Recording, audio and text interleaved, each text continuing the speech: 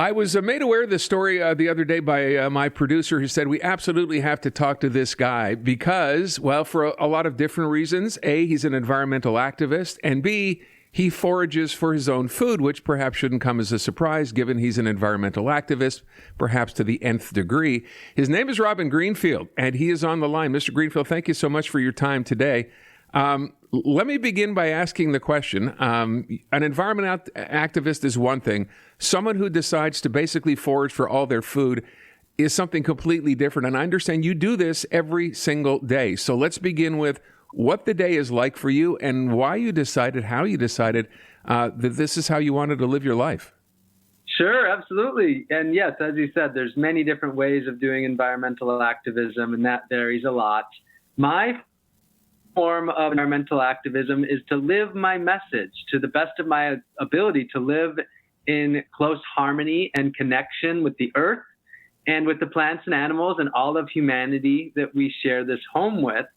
And not just to live it, but to actually live it out loud, to let my life be my message and to share that another way is possible from, well, the status quo, which it turns out the status quo that we have today is one that is tied to such incredible systems of destruction and exploitation and oppression. And my current endeavor is a year of foraging 100% of my food and medicine. So just a deep, deep connection with the earth through every bite and every sip that I take for this entire year.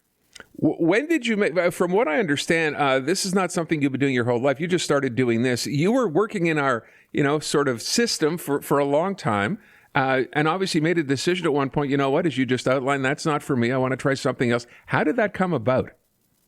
Yes. So in 2011, I was living a fairly typical, North American lifestyle. I was focused on material possessions and financial wealth. I was running a marketing company, and I had the goal of being a millionaire by the time I was 30. And then something happened, and I realized that I wanted to radically transform my life. And what that was is I started to watch documentaries and read books, and I learned that what we call the American dream is actually the world's nightmare, and that I was just tied into these systems of consumerism, which were never-ending systems of harm and destruction. And so I said, you know what? I'm 25. I don't want to do that for the rest of my life. I want to turn my life around. So that's the journey I've been on for almost 15 years now. So for people who didn't hear you say, you were actually in marketing and, you'd think, and you'd only been doing it for a while, you're a fairly young man. Was there like a light switch moment for you when you made that decision? That's what most people expect, to go from, to turn things around so differently. But I didn't have any light switch moment. All that happened is I started to watch documentaries and read books and visit different websites and learn from different people.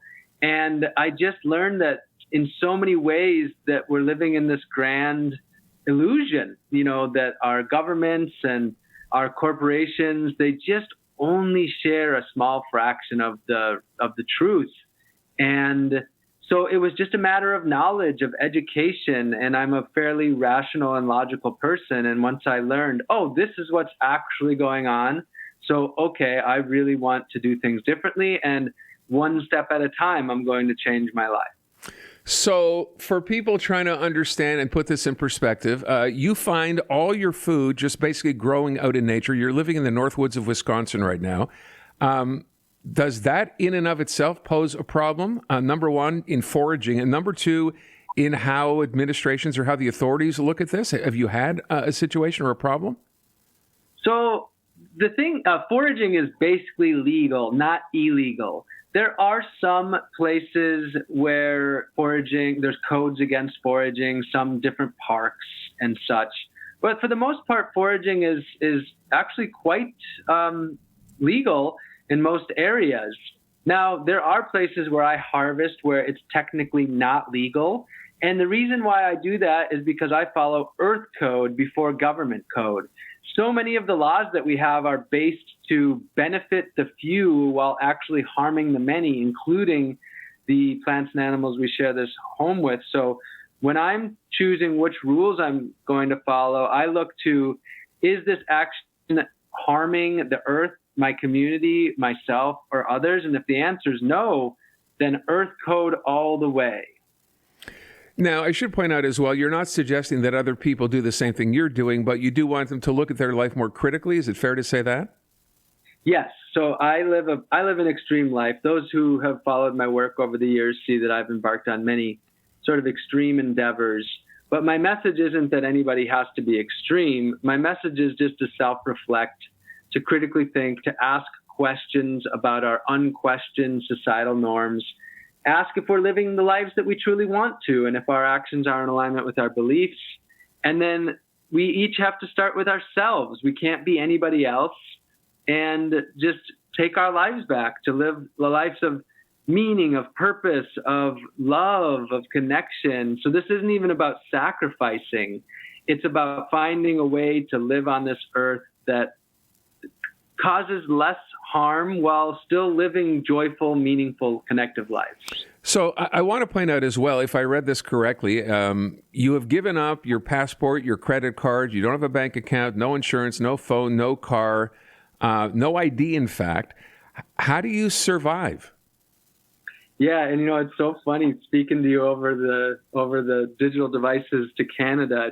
It's to me one of the greatest, most ridiculous things that I can't come to Canada, because we're us here in the United States and in Canada. I mean, we're the same people. We're a community, and the idea that there's this separation is just for me, it's fairly absurd. But yeah, I mean, I've let go of a lot. I've let go of a lot in this experience of stripping life back to the absolute basics and experiencing what it is to be human. Of course, there's many ways to be human, but a human in the sense of just the very bare essence of what it is to exist in the present moment, in a connected way. And I've let go of a lot, and some of that is a bit of a sacrifice. There's things that I would like to be able to do that I'm not able to do, but it's well worth it in the pursuit of, this experiment that I'm living. People might be wondering, what do you do for money? Do you earn any money? Yes. So I've made a lifetime commitment to earning less than the federal poverty threshold, which in the United States was $11,000 when I made that commitment. The way that I make the little bit of money I need has been through public speaking or currently I host foraging schools that are donation-based, so they're still accessible for everyone. And one of my commitments is to not pay federal taxes, because when we pay federal taxes, we're paying for police brutality, the military-industrial complex, and so on. So instead, I've created my own tax system where 100% of my media income from books, TV shows, etc., is donated directly to grassroots people doing the work.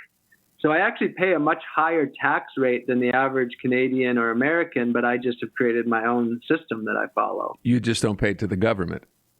Correct.